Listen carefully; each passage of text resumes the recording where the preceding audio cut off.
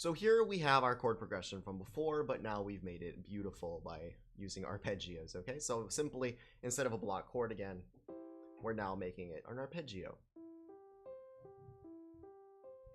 Okay, so the same chords are still here. We still have our 1, our 6, our 2, and our, that's an ugly one there, 2 and a 5. Okay. So now let's talk about making a bass line for this, because bass lines are useful and it will add a foundation to your sound. If you just have this, it's kind of nice. And maybe that's good for an intro, but eventually you might want a bass line. On a bass line, you can simply go really simple, just like we had our block chords that are really simple. You can do this, and you can simply use the root. So if we use the root here, you just have maybe this note, and you can hold this across even the whole thing. So go ahead and use it like a whole note, and then if we had our bar line here and bar line there, maybe you need to tie this across, but bear with me here otherwise. Okay, so we're gonna change for this chord, and we're just using the root. Remember, we're in the key of C, so this is a C chord, and the root is C. Even though this is an E, our root is here, right? So we're gonna have to go ahead and use our root. Our root here is that A, so we can just go down.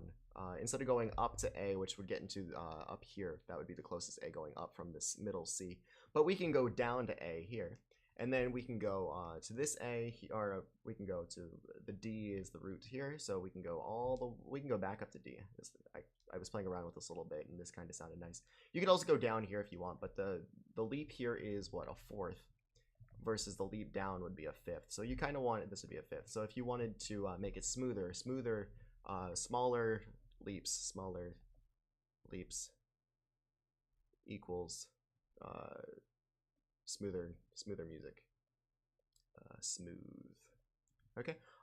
So this is more useful to go up rather than down. And just like we talked about before, imagine if you had singers and we found out that this note is staying the same in the chord, right? This note is going here. So imagine if you had singers, maybe a bell choir or something in this regard, because they keep sounding at random parts. But anyway, let's keep going. So here we just had a G chord in root position, so this will go down to G. So right there. Okay. I know this is a fifth, but if you go up, now your note would be there, and this is too high maybe. So it's good to stay in a range of the bass, in a range of treble for your parts. Don't cross your ranges too much, and also the smoother stuff is good.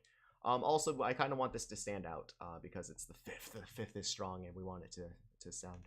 Okay, so let's go ahead and listen to this. See if I can play this. Bear with me. This might take me a couple tries, but here we go.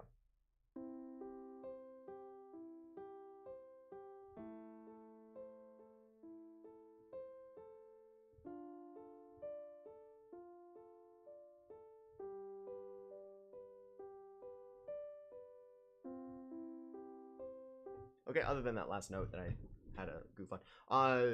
So it sounds really nice with this. It almost sounds like classical music. And the reason this sounds like classical music, of course, is because this is what they were doing for classical music. They would take a relatively simple bass line, make your chords here, and they would use the arpeggio here just to make it sound a little more interesting. If you remember from our example of Fur-Elise, you can hear the arpeggio right there in the left hand, right? So it's all the same. And that was, if you were in bass clef, the music there was A, E, and A, right? So that, and you can imagine the C's there. So they're just doing the arpeggio here with those notes. Okay, so colon. Anyway, so that's how you can add a bass line to your chord progression there.